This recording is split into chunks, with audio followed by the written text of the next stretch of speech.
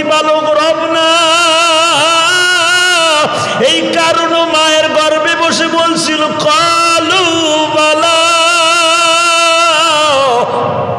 জিবরাইল রে মায়ের স্তনের দুগ্ধ পান কর অবস্থায় নমরুদ বলেছে কালু বালা, 100% সত্য, আপনি আমার রব। আজকে নমরুদ নিজেই খোদাই দাবি করলো, আমি আল্লাহরে মার্ডার করার জন্য যুদ্ধি পাহাড়ে উঠলো। এত 1000 কিলোমিটার, এত 1000 ফিট উপরে উঠছে। আমার বান্দা বহুত চেষ্টা প্রচেষ্টা করে 6 মাস পর্যন্ত একটা শকুনকে লালন পালন করে এর উপরে তক্তা লাগিয়ে এত কষ্ট করে উঠলো।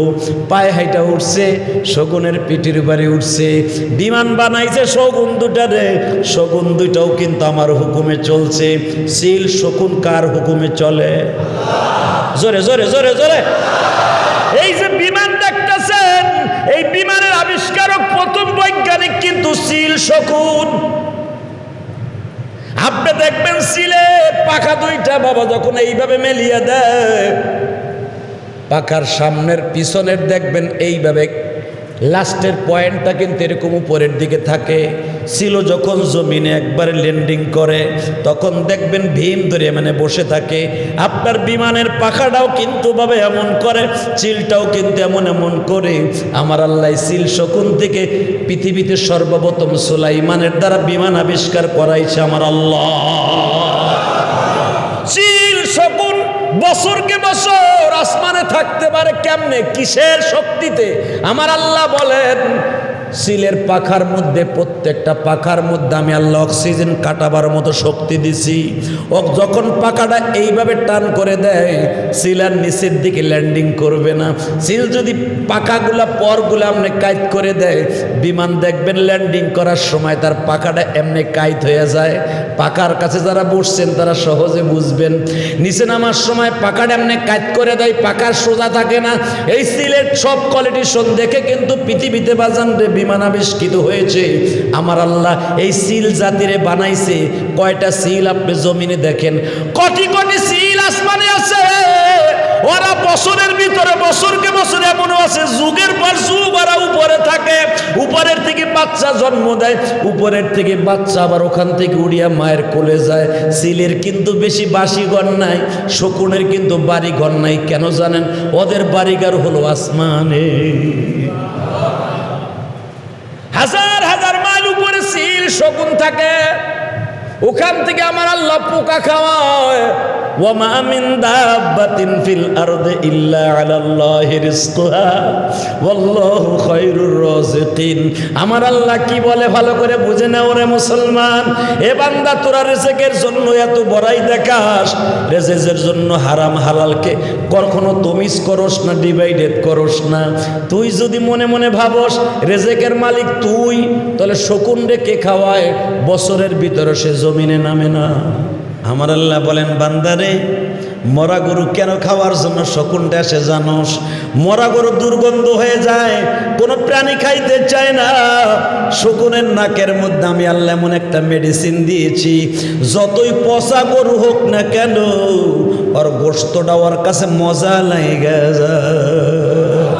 আর শকুন দিয়ে কেন খাওয়াই জানোস? এটাও কোরআনে আল্লাহ বলেন। শকুন কি আমি এই জন্য খাওয়াই, শকুনের প্রাণীর মধ্যে শক্তি বেশি। তৈরানের মধ্যে, পাখির মধ্যে সবচেয়ে শক্তি হলো শকুনের। শকুনের ঠোঁট দুটো হলো লম্বা লম্বা। ও যখন গোশততে কোদালের মতো থাবা মারে বাবা, और पायर मध्य आल्ला केरेन लागाया दिছে और पायर मध्य किन्तु बड़ बड़ लोक आछे এই লোকগুলাই কিন্তু বাবা কেরেন এক দুই পাও দিয়া শকুনের গোশতটারে ঠেলিয়া ধরে ঠোঁটের মধ্যে কেরেন আছে বেকু বেকু মাটি কাটা বেকু সহজে বুঝবেন और ঠোঁটের মধ্যে বেকু পায়ের মধ্যে কেরেন কলক্সিবল কেরেন এইটা দিয়ে চাপিয়া ধরে ठोट दिया केरेन मारे बेकू दिए एक चारी मारे से যত শক্তিশালী শরীরের গোশত হোক না কেন যেখানে টার্গেট করবে গোশতটা টান দিয়ে নিয়ে আসবে আর আমি আল্লাহ জানি পরিবেশ সুস্থ রাখার জন্য ওই গরুটাকে আমি খাবার শকুনের জন্য এই জন্য বানায় দিয়েছি যেন দুর্গন্ধে আমার বান্দার নাকের মধ্যে অক্সিজেন নষ্ট না হয় আল্লাহ যদি জীবনে একটা দিন খুশি হয়ে যায়, এই পৃথিবীর সমান 10টা পৃথিবী থেকেও বড় একটা জান্নাতের মালিক হয়ে যাবেন আপনি। প্রশ্ন আসতে পারে, এই পৃথিবীর 10টা পৃথিবীর সমান জান্নাত আমার লাগবে না, আল্লাহ হেসান করে আমার এই মিরপুরের মতো একটা জান্নাত দিলেই। আল্লাহ বলেন তুই চাইলে তো হবে না, আমি দিমু।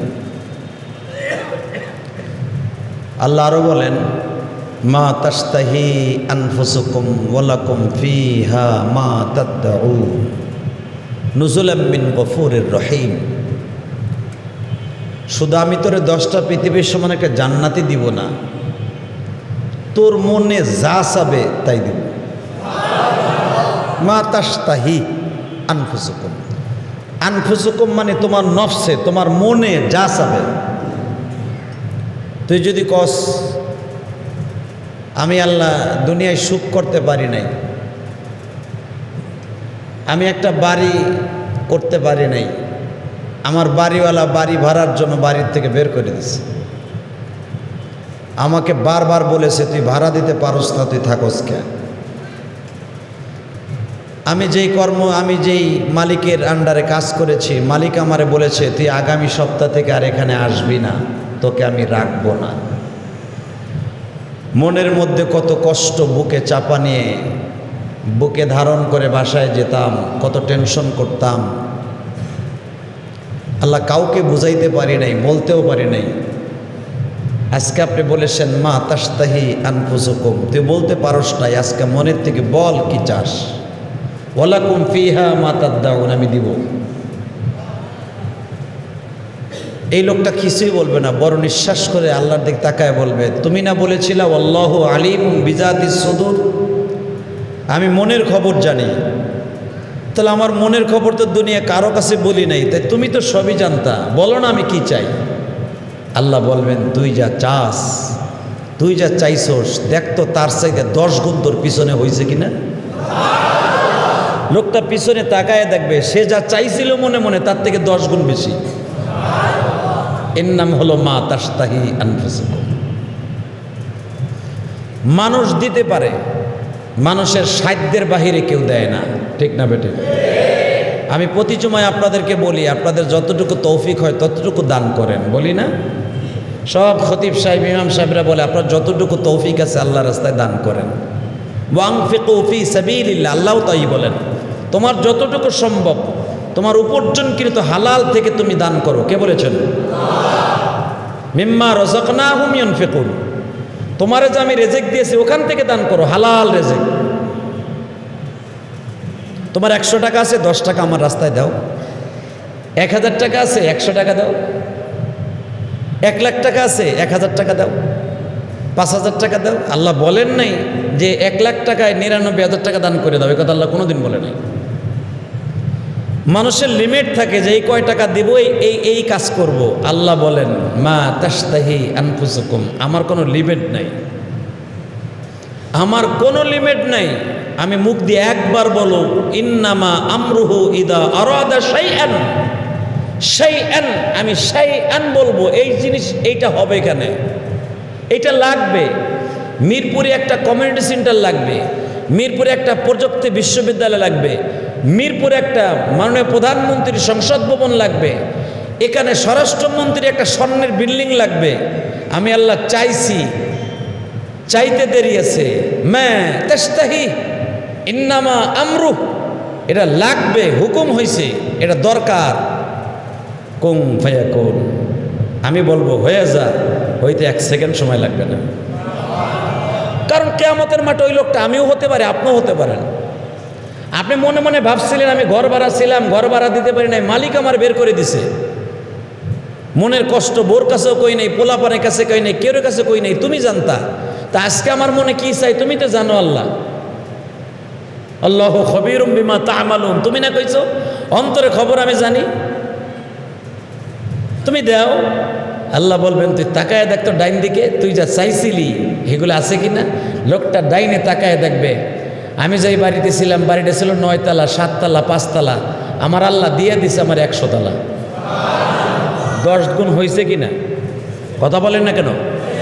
আপনি 10 তলা বিল্ডিং বিশিষ্ট একটা বিল্ডিংয়ের একটা ফ্ল্যাট নিয়ে ভাড়া থাকতেন, ডাইন দিকে তাকায় দেখবেন স্বর্ণের একটা বিল্ডিং 100 তলা আপনাকে আল্লাহ দান করছে।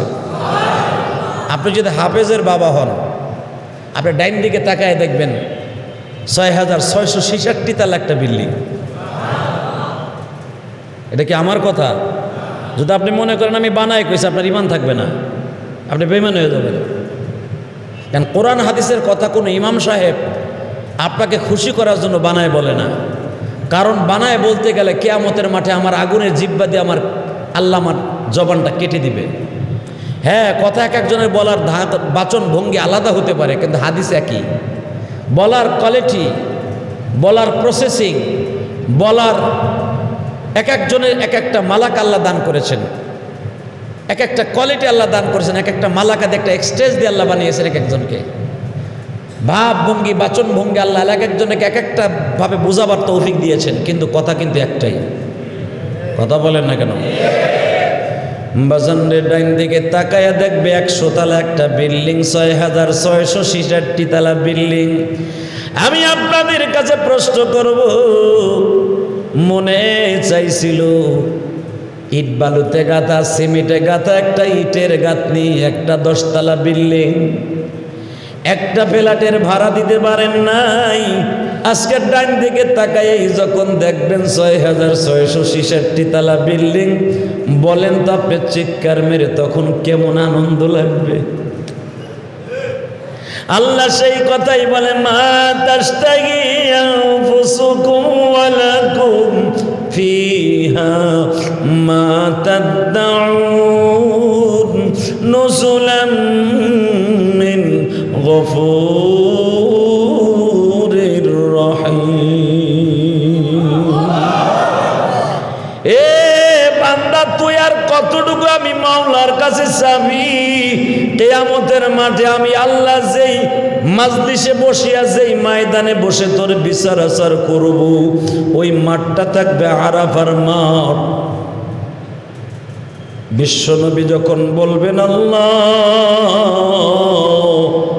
আমার জাতির পিতা ইব্রাহিম বলেছিল, নমরুদ যখন তোমারে মার্ডার করার জন্য তীর ধনুক লইয়া যুদ্ধি পাহাড়ে উঠছিল, জমিন থেকে 11,000 কিলোমিটার রাস্তা বেঈমান শকুনের পরে ভর করে মাথার চূড়ায় উঠিয়া তীর তোমার দিকে নিক্ষেপ করছিল। ওই তীরটা তুমি জিব্রাইলের দ্বারা ধরে তীরের মাথায় রক্ত মাখায় দিয়া বলছিলাম, তীরটা আবার কার নমরুদের কাছে রিটার্ন দিয়ে দে। তখন জিব্রাইল বলছিল, মালিক,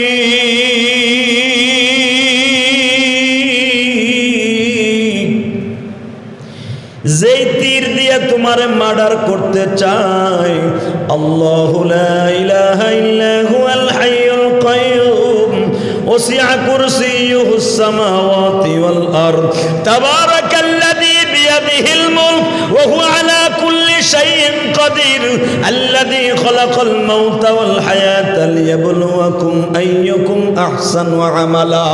তুমি মৃত্যু দাও, তুমি জীবিত করো, কবরে মাত্র দিয়া সঙ্গে সঙ্গে মৃত মানুষটার জীবিত করো। আজকে একটা মৃত তীরকে তোমার এখানে আনার পরে এটাকে আবার রিটার্ন দিবা, আমি জিব্রাইল সহ্য করতে পারি না। আমার মালিক বলে, জিব্রাইল রে, যদিও নমরুদ বেঈমান, আমি তো কোন মানুষকে জমিনে বেঈমান করে পাঠাই নাই, নিজের হাতে মানুষ আমি বানায়া কোনদিন জাহান্নামে ফেলব না, কোনদিন তাদের আরজি ছাড়ব না।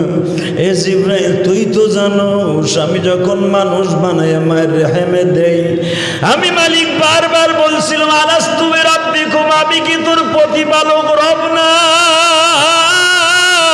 এই কারণে মায়ের গর্ভে বসে বলছিল, কালু বালা,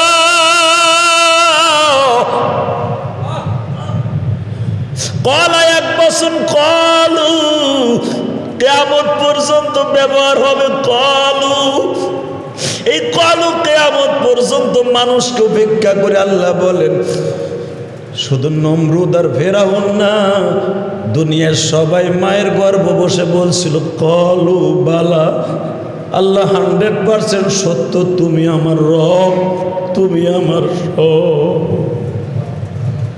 হে জিবরাইল বল, মায়ের গর্ভ থেকে যখন এই কারণ বলছিল, নমরুদ বলছিল তুমি আমার রব, মায়ের স্তনের দুধ খায় এই নমরুদ, তখনও আমি জিজ্ঞেস করছিলাম আমি তোর রব কিনা। নমরুদের মা কিন্তু মুশরিক, কিন্তু নমরুদের মায়ের দুগ্ধ কিন্তু মুশরিক না। কেন? এই দুগ্ধের সিস্টেম আমি আল্লাহ করে দিয়েছি। সন্তান যখন দুধ খায়, সে যে জাতিরই হোক বাবা, দুধটা কিন্তু পবিত্র, মনে রাখবেন। যেই ধর্মেরই হোক, তার সামনে বিশ্বনবীর ডিক্লার আছে, মায়ের এক ফোঁটা দুধের দাম কাটিয়া গায়ের চাম, সমস্ত চামড়া দিয়া পাপস বানাইল, মায়ের ঋণ শোধ হবে না। এটা সব ধর্মে। হ্যাঁ জিবরাইল রে, এই নমরুদ যখন মায়ের স্তনের দুধ খায়, নমরুদের মায়ের লাল বর্ণের রক্তগুলো আমি দুধে পরিণত করে আমি মওলায় খাওয়াইছি। যেদিন থেকে নমরুদ দুগ্ধ ছেড়ে দিছে, নমরুদ কেন পৃথিবীর কেউ তার মায়ের স্তন থেকে এক ফোঁটা সাদা দুধ বের করতে পারে নাই? কথা বলে না কেন? 2.5 বছর পর্যন্ত, 1 বছর পর্যন্ত বাচ্চা ততদিন দুগ্ধ পান করে। বাজান যারা বিবাহ করেছেন তারা জানবেন, সহজে বুঝে নেবেন। বাচ্চা যখন দুধ খাওয়া বাদ দিয়ে দেয়, মায়ের স্তনের দুধ আল্লাহর হুকুমে আবার শুকায়। বাচ্চা দুধ খাওয়া অবস্থায় মায়ের স্তনের যেই কোয়ালিটি থাকে, আপনারা যারা মেরিট আছেন তারা মাসলাটা, আল্লাহর কথাটা সহজে বুঝে ফেলবেন। আপনাদের সহজ বুঝাইতে সহজ হবে। আপনারও তো বাচ্চা আছে, আমারও তো বাচ্চা আছে। একটু গভীরভাবে চিন্তা করে দেখেন, আমার বাচ্চা যে স্তনের দুধ টেনে টেনে খায়, আমি ইলিয়াসুর রহমান জেহাদি সহ দুনিয়ার সব বাচ্চা একদিন না একদিন মায়ের দুধ এভাবে টেনে টেনে খেয়েছে। এমনকি দুনিয়ার সব মাখলুক মায়ের স্তনের দুধ পান করছে। দেখবেন প্রাণী যত বড়, মায়ের স্তনের বুঠা কিন্তু তত বড়। কথা কন না কেন? গরুর পানের স্তনের বুঠাগুলা দেখবেন অনেক চওড়া লম্বা, কারণ গরুর গাল বড়। আপনি মানুষ আর আমি গাল ছোট, মায়ের স্তনের বুঠাটাও কিন্তু ছোট গো বাবা। আমার আল্লাহ তাই বলেন, জিবরাইল রে, দেখবেন কুকুরের যেখান থেকে দুগ্ধ পান করে, দুকুরের বোঠা কিন্তু ছোট বাবা। যতটুকু বাচ্চা, যতটুকু প্রাণী, তার মায়ের অতটুকু ইঞ্জিনিয়ারিং আমার আল্লাহ করে দিয়েছেন। বেশি বড় হলে গালে আটবে না, বেশি ছোট হলে টেনে আমার বান্দা মজা পাবে না। আমার আল্লাহ কত সুন্দর সিস্টেম করে দিয়ে বলেন কোরআন শরীফে, রাজাত তুমি যখন দুগ্ধ পান করছিলে রে বান্দা, মায়ের স্তনটা গালে দেওয়ার সাথে সাথে আমি বলছিলাম, এই গাল দিয়ে দুনিয়ার কোনো নাপাক রক্ত তোরে পেটে বসাইয়া খাওয়াই নাই, মায়ের পবিত্র দুধ এখন খাওয়াইতেছি। এখন বল আমি কে তোর রব না? কলু বালা, আল্লাহ আপনি বলেন কি আপনি আমার রব? জিবরাইল রে, মায়ের স্তনের দুগ্ধ পান কর অবস্থায় নমরুদ বলেছে কলু বালা, 100% সত্য, আপনি আমার রব। আজকে নমরুদ নিজেই খোদাই দাবি করলো, আমি আল্লাহরে মার্ডার করার জন্য যুদ্ধি পাহাড়ে উঠলো। এত 1000 কিলোমিটার, এত 1000 ফিট উপরে উঠছে। আমার বান্দা বহুত চেষ্টা প্রচেষ্টা করে 6 মাস পর্যন্ত একটা শকুনকে লালন পালন করে, এর উপরে তক্তা লাগিয়ে এত কষ্ট করে উঠলো। পায়ে হাইটা উঠছে, শকুনের পিঠের উপরে উঠছে, বিমান বানাইছে শকুন দুটারে। শকুন দুটাও কিন্তু আমার হুকুমে চলছে। সিল শকুন কার হুকুমে চলে? জোরে জোরে জোরে জোরে। এই যে বিমান দেখতেছেন, এই বিমানের আবিষ্কারক প্রথম বৈজ্ঞানিক কিন্তু সিল শকুন। আপনি দেখবেন সিলে পাখা দুইটা বাবা যখন এইভাবে মেলিয়ে দেয়, পাখার সামনের পিছনের দেখবেন এইভাবে লাস্টের পয়েন্টটা কিন্তু এরকম উপরের দিকে থাকে। ছিল যখন জমিনে একবার ল্যান্ডিং করে তখন দেখবেন ভীম ধরে মানে বসে থাকে। আপনার বিমানের পাখাটাও কিন্তু ভাবে এমন করে, চিলটাও কিন্তু এমন করে। আমার আল্লাহ চিল শকুন থেকে পৃথিবীতে সর্বপ্রথম সুলাইমানের দ্বারা বিমান আবিষ্কার করাইছে আমার আল্লাহ। চিল শকুন বছরকে বছর আসমানে থাকতে পারে কেমনে, কিসের শক্তিতে? আমার আল্লাহ বলেন সিলের পাখার মধ্যে, প্রত্যেকটা পাখার মধ্যে আমি আল্লাহ অক্সিজেন কাটাবার মতো শক্তি দিছি। ও যখন পাখাটা এইভাবে টান করে দেয় সিলার নিচের দিকে ল্যান্ডিং করবে না। সিল যদি পাখাগুলা পরগুলা এমনি কাইট করে দেয়, বিমান দেখবেন ল্যান্ডিং করার সময় তার পাখাটা এমনি কাইট হয়ে যায়। পাখার কাছে যারা বসছেন তারা সহজে বুঝবেন। নিচে নামার সময় পাখাটা এমনি কাইট করে দেয়, পাখার সোজা থাকে না। এই সিলের সব কোয়ালিটিশন দেখে কিন্তু পৃথিবীতে বাজান বিমান আবিষ্কৃত হয়েছে। আমার আল্লাহ এই সিল জাতিরে বানাইছে। কয়টা সিল আপনি জমিনে দেখেন, কোটি কোটি সিল আসমানে আছে। ওরা বছরের ভিতরে বছরকে বছর এমনও আছে যুগের পর যুগ ওরা উপরে থাকে। উপরের থেকে বাচ্চা জন্ম দেয়, উপরের থেকে বাচ্চা আবার ওখান থেকে উড়িয়া মায়ের কোলে যায়। সিলের কিন্তু বেশি বাসিঘর নাই, শকুনের কিন্তু বাড়িঘর নাই। কেন জানেন? ওদের বাড়িঘর হলো আসমানে। হাজার হাজার মাইল উপরে সিল শকুন থাকে, ওখান থেকে আমার আল্লাহ পোকা খাওয়ায়। ওয়ামা মিন দাব্বাতিন ফিল আরদি ইল্লা আলাল্লাহি রিজকুহা ওয়াল্লাহু খায়রুর রাযিকিন। আমার আল্লাহ কি বলে ভালো করে বুঝে নাও রে মুসলমান। এ বান্দা, তোরা রিজেকের জন্য এত বড়াই দেখাস, রিজেকের জন্য হারাম হালালকে কখনো তমিজ করস না, ডিভাইডেড করস না।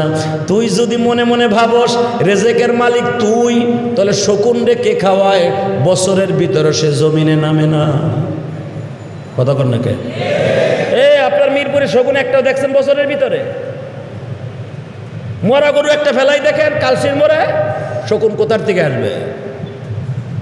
শত শত ফুট উপর থেকে, হাজার হাজার ফিট উপর থেকে শকুনে দেখবে মরা গরু একটা ওর জন্য বুনা করে রেখে দিছে, ওইটাই ওর জন্য বুনা। আমার আল্লাহ বলেন বান্দারে, মরা গরু কেন খাওয়ার জন্য শকুনটা এসে জানোস? মরা গরু দুর্গন্ধ হয়ে যায়, কোনো প্রাণী খাইতে চায় না। শকুনের নাকের মধ্যে আমি আল্লাহ এমন একটা মেডিসিন দিয়েছি, যতই পচা গরু হোক না কেন ওর গোশতটা ওর কাছে মজা লাগে যায়। আর শকুন দিয়ে কেন খাওয়াই জানোস? এটাও কোরআনে আল্লাহ বলেন, শকুন কি আমি এই জন্য খাওয়াই, শকুনের প্রাণীর মধ্যে শক্তি বেশি। তৈরানের মধ্যে, পাখির মধ্যে সবচেয়ে শক্তি হলো শকুনের। শকুনের ঠোঁট দুইটা হলো লম্বা লম্বা। ও যখন গোশততে কোদালের মতো থাবা মারে বাবা, ওর পায়ের মধ্যে আল্লাহ কেরেন লাগাইয়া দিছে। ওর পায়ের মধ্যে কিন্তু বড় বড় লোক আছে, এই লোকগুলাই কিন্তু বাবা কেরেন। এক দুই পাও দিয়া শকুনের গোশতটারে ঠেলিয়া ধরে। ঠোঁটের মধ্যে কেরেন আছে, বেকু বেকু, মাটি কাটা বেকু, সহজে বুঝবেন। আর ঠোঁটের মধ্যে বেকু, পায়ের মধ্যে কেরেন, কলক্সিবল কেরেন। এইটা দিয়ে চাপিয়া ধরে, ঠোঁট দিয়ে কেরেন মারে, বেকু দিয়ে একটা চারি মারে। সে যত শক্তিশালী শরীরের গোশত হোক না কেন, যেখানে টার্গেট করবে গোশতটা টান দিয়ে নিয়ে আসবে। আর আমি আল্লাহ জানি পরিবেশ সুস্থ রাখার জন্য ওই গরুটাকে আমি খাবার শকুনের জন্য এই জন্য বানায় দিছি, যেন দুর্গন্ধে আমার বান্দার নাকের মধ্যে অক্সিজেন নষ্ট না হোক। কে করেছে? এখন তো শকুনের কদর বুঝবেন না, এখন তো মরলেই ফেলাই দেন ম্যানহোলের মধ্যে, ফেলাই দেন বাজান দে, নদীর মধ্যে ভাড়া করে ফেলাই দেন। আজ থেকে 20, 30, 40 বছর আগে এখানে ধান খেত পান খেত আসিল না? হ্যাঁ, কথা কর না। ধান খেত পাট খেত আসিল, ওই মিরপুর জঙ্গল আসিল, শিয়ালের বাসা ছিল। ধান পাট কাটতে গেলে আপনার বাপ দাদার ডরে দৌড় দিত। গরুটা তখন আর ফেলান লাগতো না, ম্যান হলে ফেলাই দিত ধান খেতে। ওই ধান কাঠটাকে দূষণ মুক্ত করার জন্য আল্লাহ শকুনকে পার্সেল করে দিতেন, যা মিরপুর 10 নম্বরে একটা গরু পয়সে রয়েছে, ওইটা তুই খাইয়া মজা করে খাইয়া যেন অক্সিজেনের দ্বারা আমার বান্দার বদ হজমি না হয়। আমার আল্লাহ কত বড় কারিগর গো আজান। এই জন্যই তো আমার আল্লাহ বলেন, ও দুনিয়ার মানুষ রে, আমি মাওলারে ভুলিস না।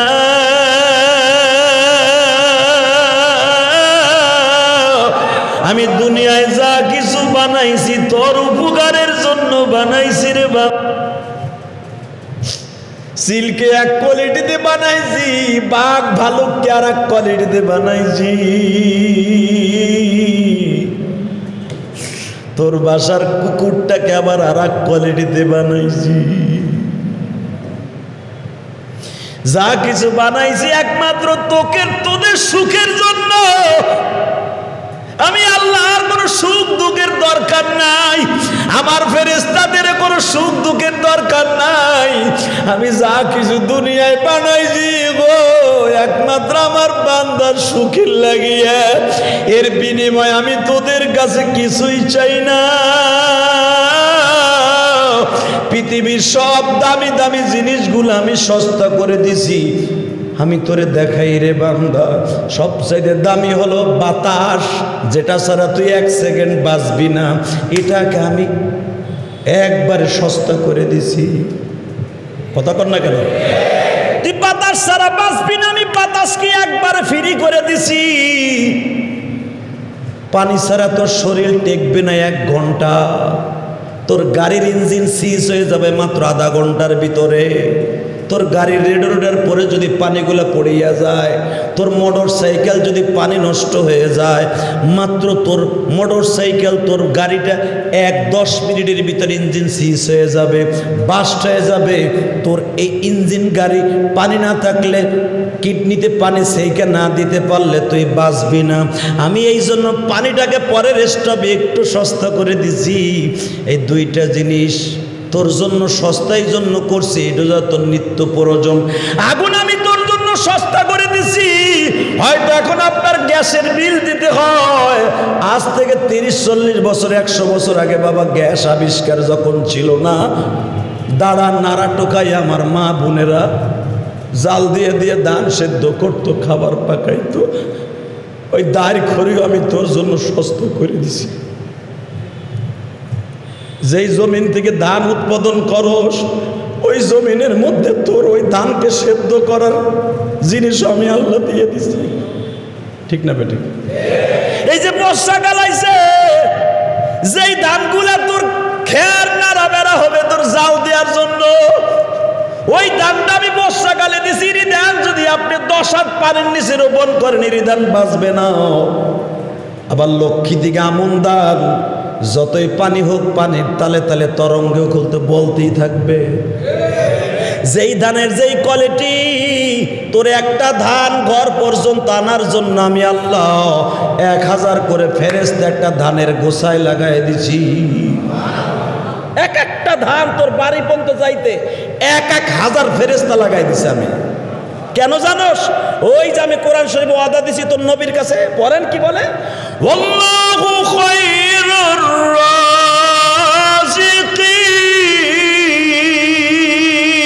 রাযিকিন ওয়া মা মিন দাব্বাতিন ফিল আরদি ইল্লা আলাল্লাহ রিজকুহা।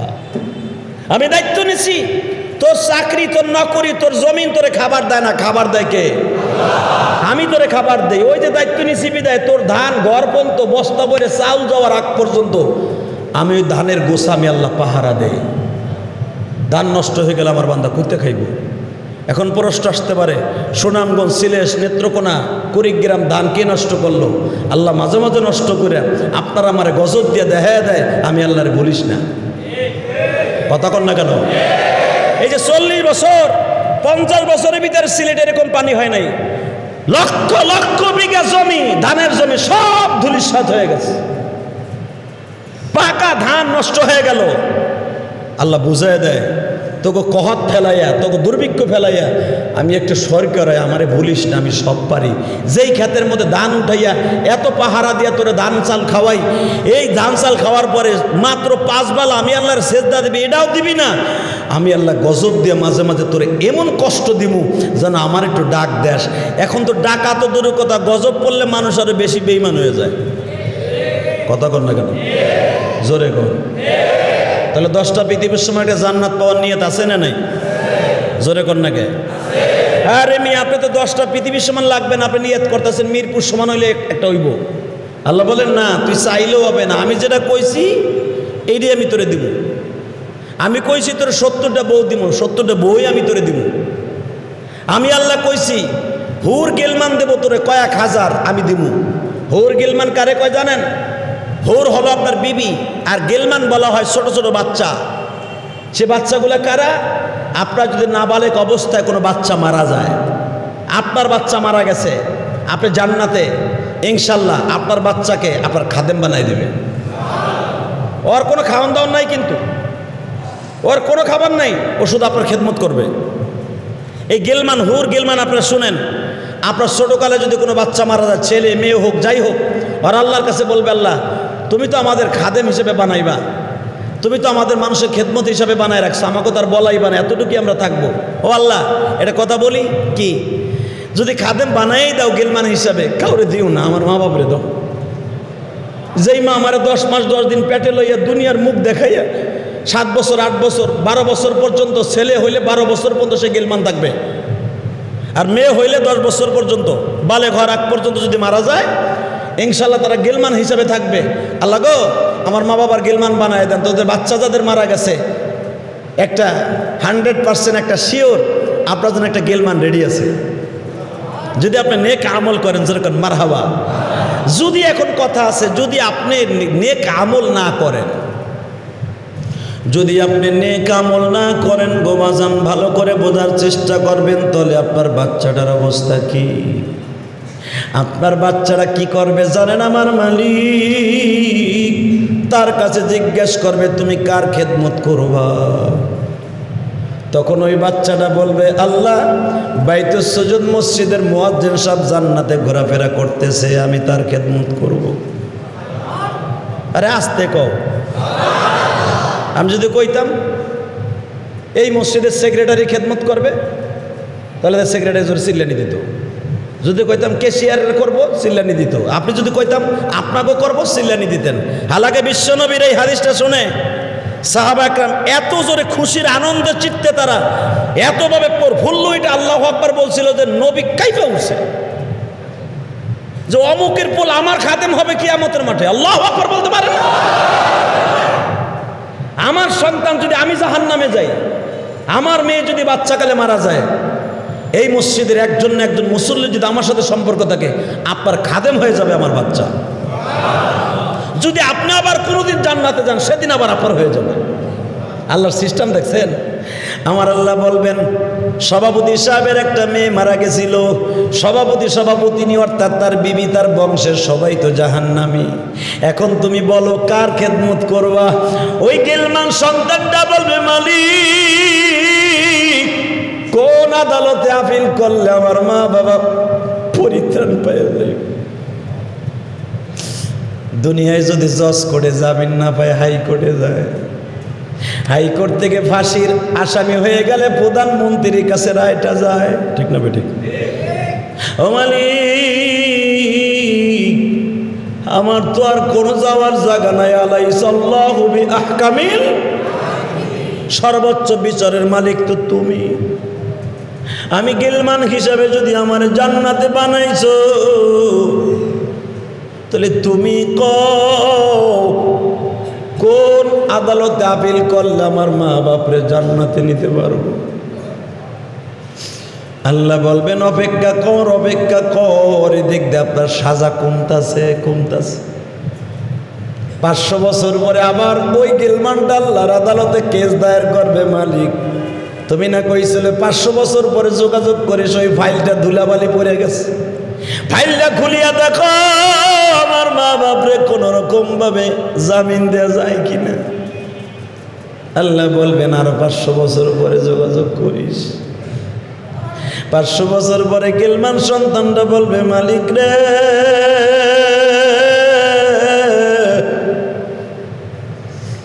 আমার জানা মতে আমাকে গর্ভে রাখি আমার মা একটা কাজ করছিল, আমি জানি। আমি আমার মায়ের পেট এত বড় হয়েছিল, ডেলিভারির আগে আমার মা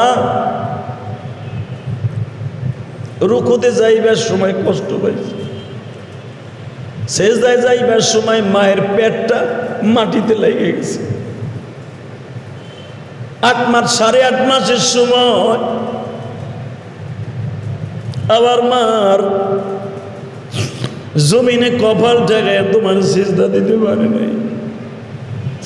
মা ঠ্যাং দুইটারে এইভাবে সোজা করে দিয়ে এই পেটটারে রানের উপরে রাইখা মা বালিশটা ঠ্যাংয়ের উপরে দিশারায় নামাজ পড়ছে। আমি দেখছি, তুমিও দেখছো।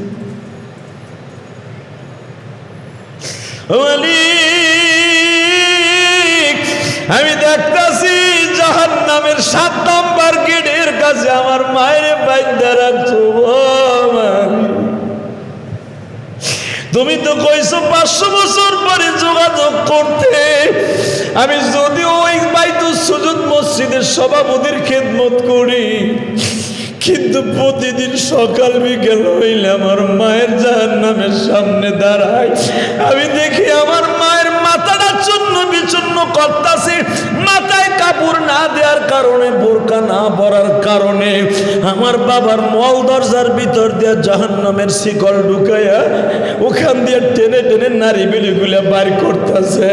আমার বাবা সুদ ঘুষ খাওয়ার কারণে আমার বাবার জিহ্বাটা টাইনা দূরে লয়ে যাইতেছে। আমি দেখি আর কান্দি গো, ও আল্লাহ,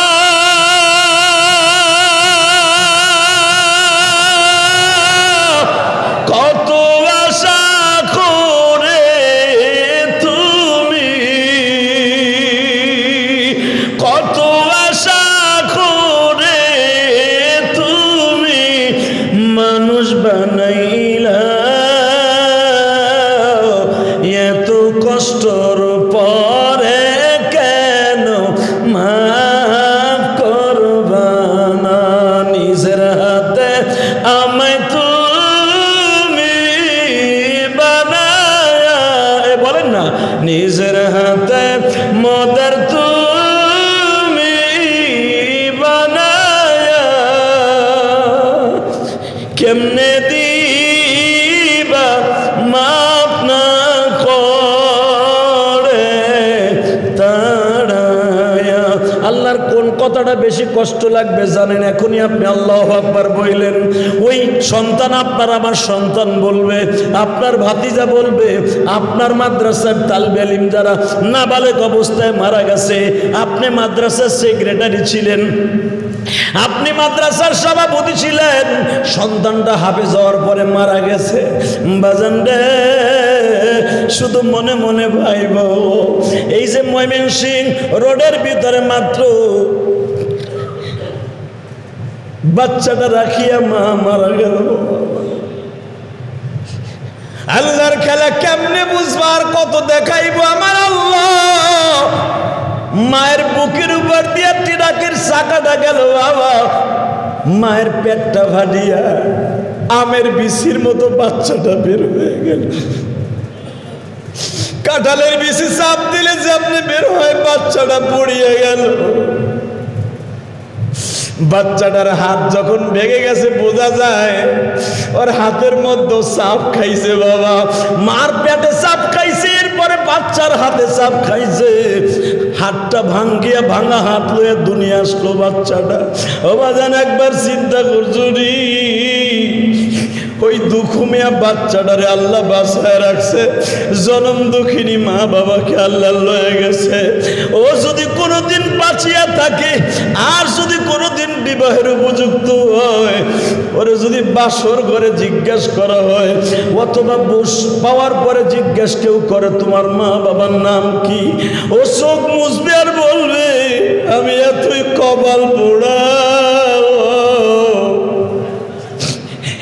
জন্মের পরে সবাই মা বাবারে দেখে,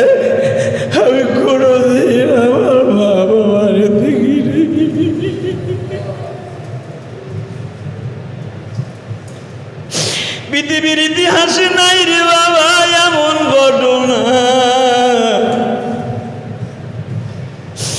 আমার জানা মধ্যে এমন ঘটনা পাই না। ট্রাকের পদপিষ্ট হয়ে বাচ্চা জন্ম নিয়েছে।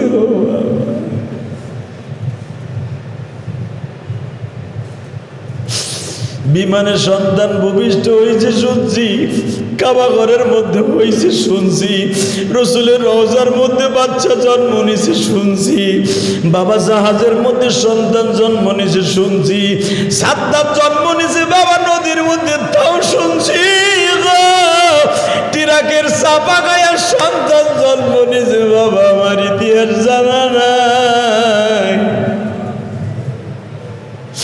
আল্লাহর খেলায় এই জগতে কে বুঝিবে, আল্লাহর খেলায় এই জগতে কে বুঝিবে। আল্লাহ কোরআনে তাই বলে, আল্লাযী খালাকাল মাউতা ওয়াল হায়াতা লিয়াবলুয়াকুম আইয়ুকুম আহসানু আমালা। বান্দা আমি মৃত্যু দেই, আমি জীবিত করি, মা বাবার মৃত্যু দিলাম, মায়ের পেটের থেকে বাচ্চার জন্ম দিলাম, এর নাম হলো আমি আল্লাহ।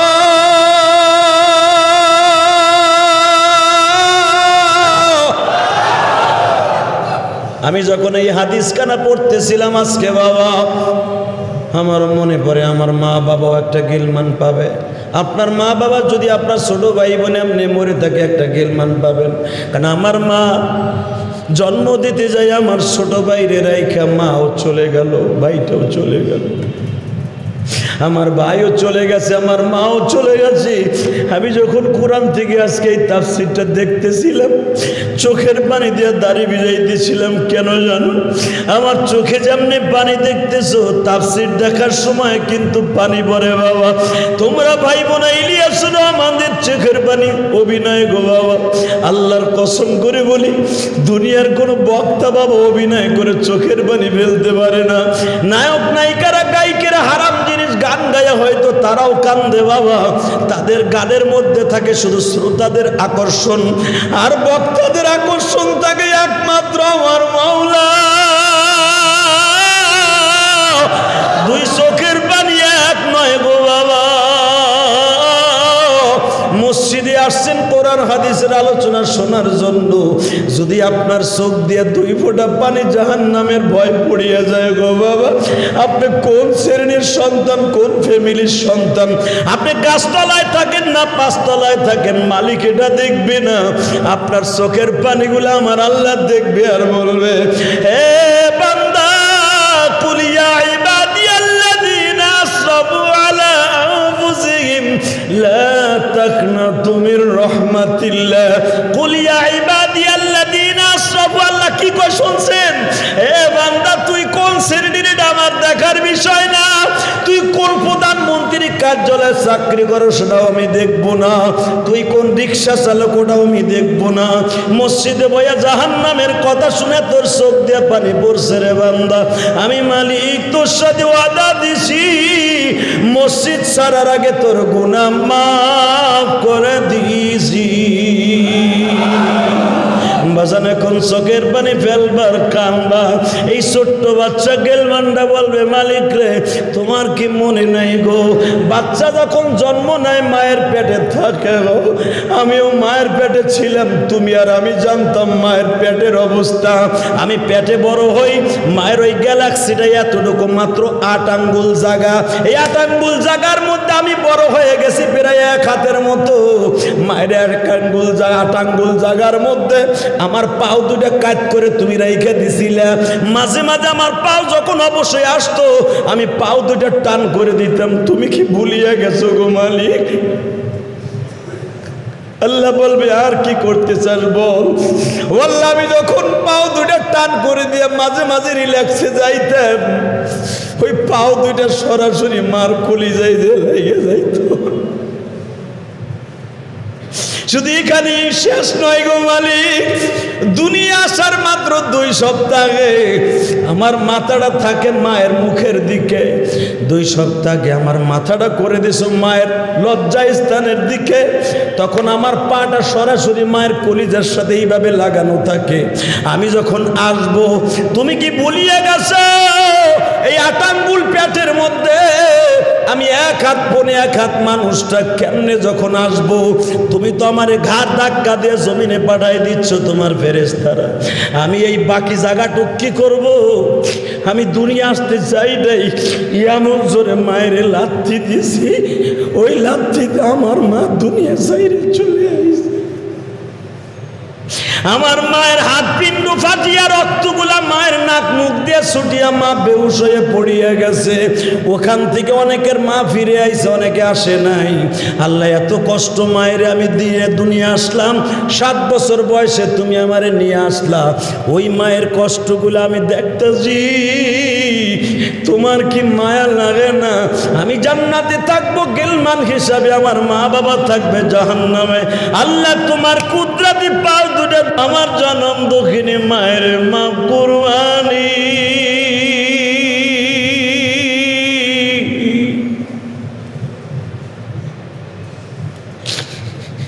আমার বিশ্ব নবী বলে তখনই আমার আল্লাহর কলিজার মধ্যে উতাল পাতাল শুরু হয়ে যাবে।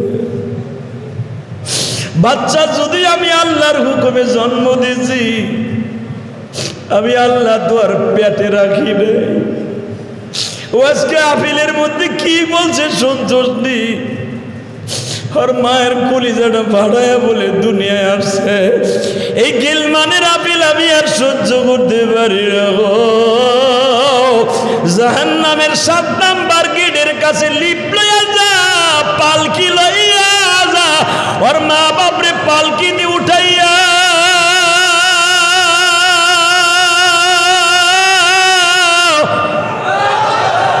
জান্নাতের পানি দিয়ে গোসল করাইয়া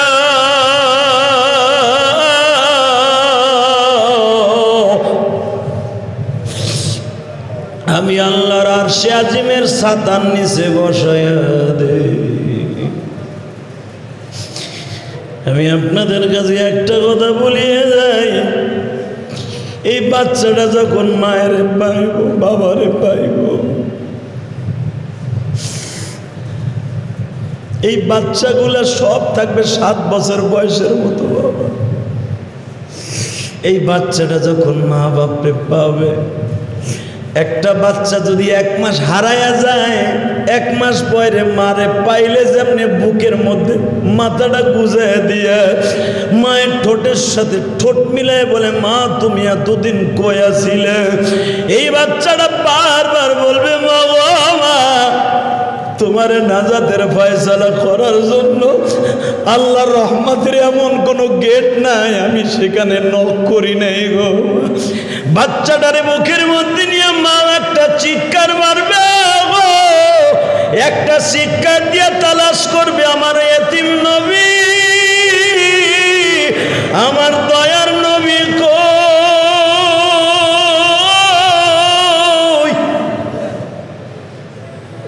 একটা দৌড় দিয়ে এতিম নবীর কাছে চলে যাবে। বাচ্চাটা তখন কি বলবে আপনি শুনলে এখন আশ্চর্য হয়ে যাবেন। এই বাচ্চাটা বলবে মা গো, আমি যে রহমতের প্রতিটা দরজায় দরজায় নক করছি তোমার নাজাতের জন্য, ও মা এটা কিন্তু আমার নিজের থিওরি না মা, তোমার নাজাত দেওয়ার জন্য আমার এতিম নবী আমার শিখিয়ে দিছে।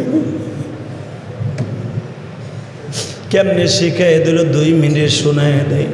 আমার নবী যখন মদিনার মসজিদে মদিনার মধ্যে বাজান দাঁড়ায় দাঁড়ায় কথা বলতেছে, হঠাৎ করে মা বাবার ওয়াজ শুনিয়া সাহাবারা কানতে কানতে কেউ বেহুশ হয়ে পড়িয়ে গেলেন। আমার নবী ওই স্টেজ থেকে মেম্বার থেকে বাবা কাইত হয়ে পড়ে যাওয়ার উপক্রম হয়ে গেলেন। আমার নবী বলতেছে ও সাহাবীরা, তোমাদের কার কার মা বাবা মুসলমান অবস্থায় মারা গেছে? যাদের মা বাবা ইহুদি অবস্থায় মারা গেছে অথবা সাহাবী পরে কালেমা পড়েছে, বাবা এই যে আবু বকরের মা বাবা তো কালেমা পড়ে নাই বাবা, ওমরের মা বাবা তো কালেমা পড়ে নাই, তারা কিন্তু 2 নাম্বার 1 নাম্বার জান্নাতি। ওমর আর আবু বকর কাঁদতে কাঁদতে জমিনে শুয়ে পড়লেন। যেই মা বাবা জন্ম দিল নবী, এই গিলমান ছেলেটা যদি মা বাপরে লয়ে যাইতে পারে, আমাদের মা বাপ রেখে নিতে পারুন না। আবার নবী চুপ রইলেন, কোন আওয়াজ দিলেন না গো বাবা। নবী সব সাহাবীরে বিদায় করে দিয়ে বললেন, সুবহানাকা আল্লাহুম্মা ওয়া বিহামদিকা আশহাদু আল্লা ইলাহা ইল্লাল্লাহ আস্তাগফিরুকা ওয়া আতুবু ইলাইকা। যাও তোমরা মজলিস ভাঙিয়া যাও। সব সাহাবীরে পাঠিয়ে দিয়ে বাবা নবী আমার মেম্বারের পাশে হাঁটু দুটো গেড়ে দিয়ে বসছে। আমি তো সব সাহাবীরে বলে দিলাম, আমি কোনো উত্তর দিতে পারলাম না।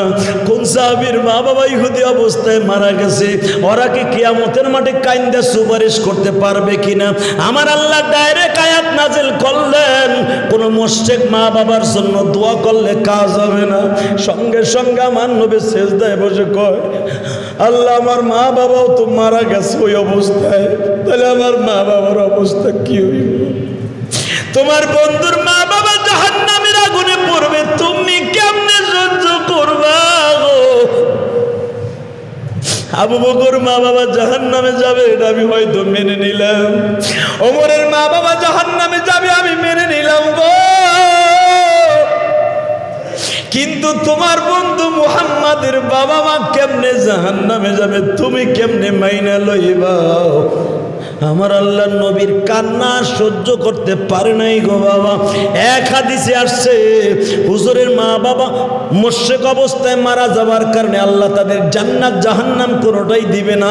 আর এক রাওয়ায়াত আসছে, নবীর চোখের পানি আমার আল্লাহ সহ্য করতে পারে নাই গো বাজার। নবীকে স্বপ্নের ভিতরে মা বাবাকে উঠাইয়া কালেমা পড়াইয়া আবার তাদের কবরে আল্লাহ দাফন করে দিয়েছে। মা, আমি গেলমান হিসাবে নবী আমার শিখাই দিয়েছে, আসো মা জান্নাতের দিকে যাই। তাহলে এখন আপনারা আমার কথার উত্তর দেন, সন্তান যদি নেককার চাই গেলমান হবে বাবা। কোনো মুশরিক ইহুদি নাসারার সন্তান কিন্তু আল্লাহ গেলমান বানাবেন না, গেলমান বানাবেন মুসলমানের সন্তান। আলহামদুলিল্লাহ বলেন। তাহলে যাদের সন্তান ছোটকালে মারা গেছে, এটা সার্টিফিকেট আছে আপনার, ইনশাল্লাহ বলেন জান্নাতে যেতে পারবেন, ইনশাল্লাহ বলেন। তাহলে আশা আছে তো সবাই। কিন্তু এখানে একটা কথা আছে, সন্তান চাইতে হবে নেককার সন্তান। কি সন্তান? গর্বে সন্তান আসলে সদা সর্বদা আপনার বিবিরে বলে দিবেন সব টিভি দেখা বাদ, বোরকা ছাড়া রাস্তায় বের হওয়া যাবে না, বাজার ঘাট এখন আর তোমার না, এখন আমার। আপনার পুত্রবধূরে কইবেন, এখন আমার নাতি পোতা নেককার দরকার, তুমি আর কখনো বের হবা না পর্দা ছাড়া। তুমি পর্দা করলে আমার নাতিরা পর্দাশীল হবে, আমার নাতনিটা সুন্দর হবে, রাবেয়া বস্রির মতো হবে। এইভাবে যদি আপনি ওয়াজ করে ফ্যামিলিটারে সুন্দর রাখতে পারেন, যদি পরবর্তীতে যারা খারাপও যদি হয়ে যায়, আপনার আল্লাহর কাছে জবাব দিতে হবে না। আল্লাহ আমাদের মাফ করে এক জোরে করে আমিন, আরো জোরে করে আমিন। তাহলে দোয়ার দরকার আছে না নাই? আসেন তওবা করি, আস্তাগফিরুল্লাহ রব্বি মিন কুল্লি জামবিও আতুবু ইলাইহি লা হাওলা ওয়ালা কুওয়াতা ইল্লা বিল্লাহিল আলিয়্যিল আযীম।